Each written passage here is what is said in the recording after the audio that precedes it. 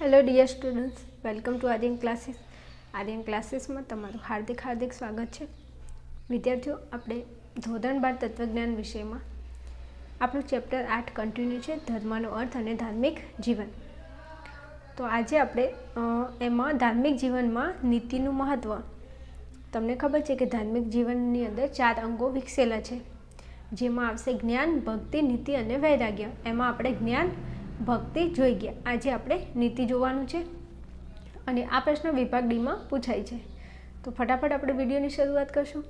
જો ચેનલ ઉપર નવા હોય તો ચેનલને સબસ્ક્રાઈબ કરશો, જેથી મારા દ્વારા કોઈ પણ વિડીયો અપલોડ કરવામાં આવે તો એની નોટિફિકેશન તમને ફટાફટ મળી જાય. અને જો તમને તત્વજ્ઞાનમાં તકલીફ પડે છે તો તમે નંબર 1 ચેનલ ઉપર આવેલા છો એવું હું કહી શકું છું. વિદ્યાર્થીઓની કોમેન્ટના આધારે તો તમે જોઈ શકો છો અને દરેકે દરેક વિડીયો ચેક કરી અને મારી મેથડ ચેક કરી શકો છો, જેથી તમને ખબર પડે કે મારા જોડે ભણવાથી તમને આવડે છે કે નથી આવડતું. આવડતું હોય તો કન્ટિન્યુ બધા ચેપ્ટર ભણી લેજો, અને જો ભણવાની મજા આવી જાય તો થોડી નાની અમથી તમારા જેવી કોમેન્ટ કરી દેજો. ચલો શરૂઆત કરીશું આપણે ધાર્મિક જીવનમાં નીતિ. તો ધાર્મિક જીવનનો આરંભ મતલબ ધાર્મિક જીવનની શરૂઆત શેનાથી થાય છે તો કે નીતિમત્તાથી થાય છે. આ પ્રશ્ન પૂછાય છે, મનોયત્નમાં આપેલો છે. વિભાગ બીમાં પૂછાય કે ધાર્મિક જીવનનો આરંભ શેનાથી થાય છે, તો ધાર્મિક જીવનનો આરંભ નીતિમત્તાથી થાય છે. ચાલો, તો ધાર્મિક માણસ એકલો જ્ઞાની કે ભક્ત હોય તે પૂરતું નથી.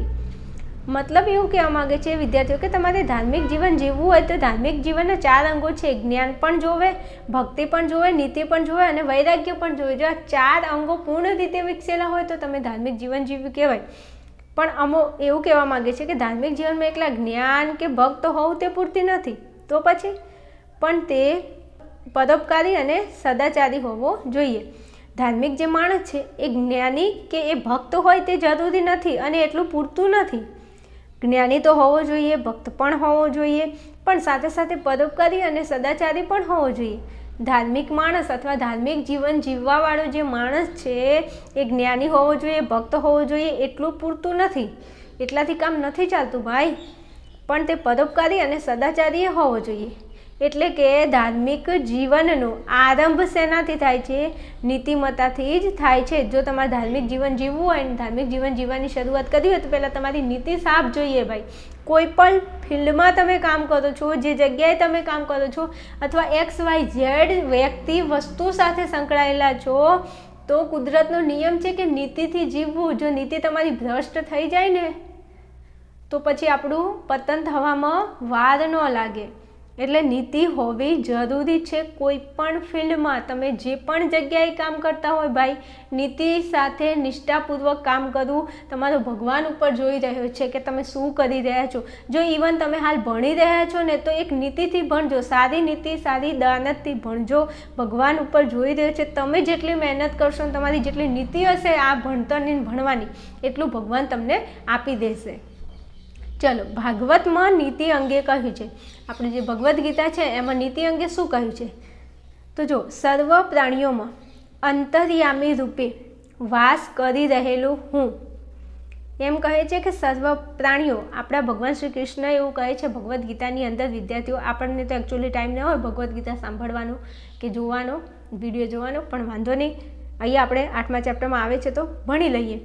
તો ભગવાન શ્રી કૃષ્ણ એવું કહે છે કે સર્વ પ્રાણીઓ એટલે દરેકે દરેક પ્રાણીમાં અંતર્યામી રૂપે, એના અંતરમાં વાસ કરી રહેલો હું, એના અંદર હું વાસ કરું છું. ભગવાન શ્રી કૃષ્ણ પોતે આપણા શરીરમાં વાસ કરે છે.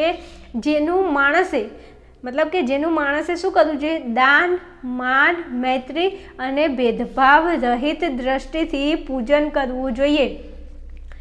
ભગવદ્ ગીતા એવું કહે છે કે સર્વ પ્રાણીઓ એટલે દરેકે દરેક પ્રાણીના અંતરમાં હું વાસ કરું છું. ત્યારે માણસે દાન, માન, મૈત્રી અને ભેદભાવ રહિત દ્રષ્ટિથી પૂજન કરવું જોઈએ.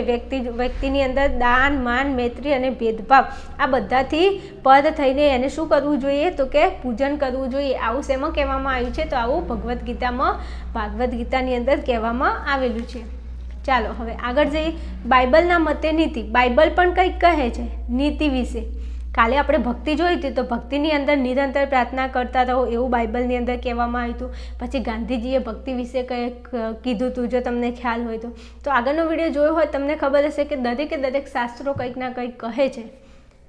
તો બાઇબલના મતે નીતિ જે માણસ પોતાની નજર સામે દેખાતા બાંધવો પ્રત્યે પ્રેમ રાખી શકતો નથી તો તે અપ્રત્યક્ષ ઈશ્વર પ્રત્યે કેવી રીતે પ્રેમ રાખી શકશે? એટલી મસ્ત લાઈન અહીંયા કીધી છે. તમે ખાલી આનો અર્થ વિશ્લેષણ કરો તો તમને ખ્યાલ પડે. બાઇબલમાં એવું કીધું છે કે જે માણસ પોતાની નજર સમક્ષ દેખાતા બાંધવો, આ દુનિયાની અંદર જેટલા માણસો આ દુનિયાની અંદર જે છે એ પોતાની નજર સામે એના ભાઈઓ છે કે નહીં ભાઈ? અત્યારે કુટુંબની અંદર દરેક 1, 2, 5, 4, 5 ભાઈઓ હોય, ઇવન વધારે પણ હોઈ શકે. તો કોઈ પણ કુટુંબની અંદર જુઓ માણસના ભાઈઓ હોય જ તે. તમે જો તમારા પણ ભાઈ બહેન હશે, મારા પણ ભાઈ બહેન હશે, તો દરેક માણસના ભાઈઓ હોય છે, એની નજરના સામે હોય, તો પણ એ એમના પ્રત્યે ભાઈ બહેન પ્રત્યે પ્રેમ નથી રાખી શકતો એ માણસ. તો એ જે ઈશ્વર મતલબ કે જે ભગવાન દેખાતા નથી, વાત સાચી છે ખોટી છે? આપણને જે દેખાય છે આપણો ભાઈ, એના પ્રત્યે આપણને પ્રેમ ન હોય તો પછી આપણે ભગવાનને ક્યાં જોયા છે? હવે તમે કોમેન્ટ ના કરતા હો કે એકચ્યુઅલી આમને અહીંયા જોયા છે. ડોન્ટ વરી, જોયા બી હશે, પણ મોસ્ટ ઓફ બધાને ભગવાન ના દેખાય ને, કારણ કે બધા સાચી ભક્તિ ના કરતા હોય. એટલે અપ્રત્યક્ષ ઈશ્વર, જે ભગવાન આપણને દેખાતો નથી, એના પ્રત્યે માણસ કેવી રીતે પ્રેમ રાખી શકે? આવું બાઇબલના મતે નીતિમાં કહેવામાં આવ્યું છે કે પોતાના ભાઈઓ પ્રત્યે એમની નીતિ સારી નથી હોતી તો ભગવાનને તો એ શેના પ્રેમ કરે? અને અત્યારે હાલ તમે જમાનો જુઓ છો કે નથી જોતા? અત્યારે ભાઈ ભાઈનો દુશ્મન બની ગયો છે. એક સંપત્તિ, મિલકત અથવા ઇવન બીજા કોઈ પ્રોબ્લેમ, કોઈ ઝઘડાના લીધે ભાઈ ભાઈનું સારું નથી ઈચ્છતો. તો બાઇબલે જે કીધું છે સાચું જ કીધું છે, કંઈ ખોટું નથી. કે માણસ પોતાની નજર સામે જે દેખાય છે એ એના ભાઈઓ પ્રત્યે પ્રેમ નથી રાખી શકતો, તો જે ઈશ્વર, જે ભગવાન દેખાતો નથી એના પ્રત્યે તો એને કેવી રીતે પ્રેમ રાખે? આવું કોની અંદર કીધું છે? બાઇબલમાં કીધું છે. હવે આવું બધું આપણને લખતા ના આવડે, શું તત્વજ્ઞાનમાં માર્ક્સ ના આવે? એમ થોડું પોતાનું ચિત્ત પરોવીને કંઈક ભણો, કંઈક મજા આવે, એમ કંઈક શીખો. એમ એવું નહીં કે તમે ખાલી યાદ રાખવા ખાતર યાદ રાખો. હવે આવી બધી લાઈનો આપણને લખતા ના આવડે. આ ભગવદ્ ગીતામાં કીધું છે કે અંતર્યામી રૂપે વાસ કરી રહેલો હું, જેને માણસે દાન, માન, મૈત્રી અને ભેદભાવરહિત દ્રષ્ટિથી પૂજન કરવું જોઈએ. આ બધું આપણે રોમ રોમમાં વસી જવું જોઈએ. આ બધા આપણા શાસ્ત્રો છે, કંઈક સરસ મજાનું કંઈક કહે છે. એટલું 12મા પૂરતું આપણે નથી ભણવાનું, જિંદગી જીવવાની છે ને આપણે. તો બસ આ શાસ્ત્રો વિશે થોડો અભ્યાસ કરો. હાલો, ખબર પડી હોય તો આગળ જાઉં. ચાલો, સામાજિક દ્રષ્ટિએ નીતિ એ ધર્મનું મહત્વનું અંગ છે. ભાઈ સમાજની દ્રષ્ટિએ જોવા જઈએ તો નીતિ એ શું છે? ધર્મનું મહત્વનું અંગ છે. ધર્મની અંદર જે આપણે જોઈ ગયા 4 અંગો છે, જ્ઞાન, ભક્તિ, નીતિ અને વૈરાગ્ય. એમાં નીતિ એ ધર્મનું મહત્વનું અંગ છે. તો કે ધાર્મિક માણસ જીવ જગત અને ઈશ્વર સંબંધી કઈ માન્યતા ધરાવે છે અને તે ઈશ્વરની કઈ રીતે ઉપાસના કરે છે? આ 2 પ્રશ્નોના ધાર્મિક માણસના વ્યક્તિગત જીવન સાથે સંબંધ ધરાવે છે. જો ધાર્મિક માણસ જીવ જગત અને ઈશ્વર સાથે કેવી રીતે સંબંધ ધરાવે છે અને ઈશ્વરની કઈ રીતે ઉપાસના કરે છે, આ 2 પ્રશ્નો એ માણસના વ્યક્તિત્વ અને તેના જીવન સાથે સંબંધ ધરાવે છે.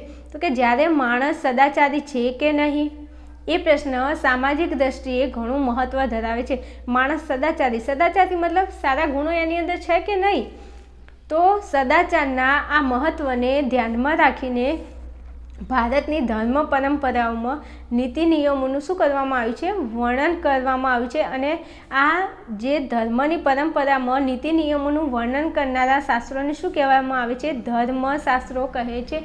મોસ્ટ IMP પ્રશ્ન છે વિભાગ B માટે કે ધર્મ પરંપરાઓમાં નીતિ નિયમોનું, આટલેથી પ્રશ્ન પૂછાય કે નીતિ નિયમોનું વર્ણન કરનારા શાસ્ત્રને શું કહે છે? તો જવાબ આવશે ધર્મશાસ્ત્ર કહે છે. શું કહે છે? ધર્મશાસ્ત્ર. ભારતની ધર્મ પરંપરાઓમાં નીતિ નિયમોનું વર્ણન કરનારા શાસ્ત્રોને ધર્મશાસ્ત્રો કહેવામાં આવે છે. વિભાગ બીમાં પૂછાતો પ્રશ્ન. હવે આ થિયરી વ્યવસ્થિત ભણો અને આવી રીતે થિયરી તમે ભણતા હોય, આવી રીતે પ્રશ્નો તૈયાર કરતા હોય તો મનોયત્નમાં તમારે ગોખવાની જરૂર ના પડે, રિવિઝન કરવું પડે. ખાલી વિડીયો જોઈ નાખો ને 1 વાર 2 વાર તો નીતિ નિયમોનું વર્ણન કરનારા શાસ્ત્રને ધર્મશાસ્ત્રો કહેવામાં આવે છે.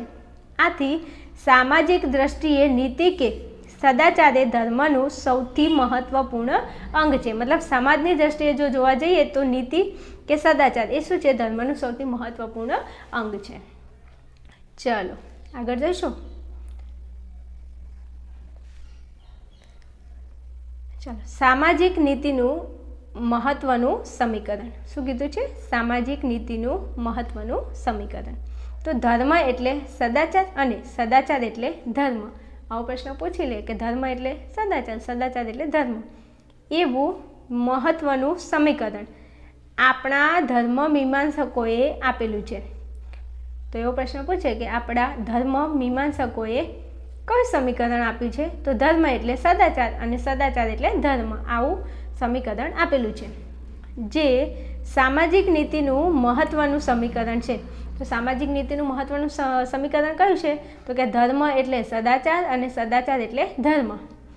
ગાંધીજીના મતે, ગાંધીજી શું કહેવા માંગે છે? જોજો હો, ધ્યાન આપજો કે ગાંધીજીના મતે મારા પ્રયોગમાં તો આધ્યાત્મિકતા એટલે નૈતિક ધર્મ એટલે નીતિ અને આત્માની દ્રષ્ટિએ પાડેલી નીતિ તે ધર્મ.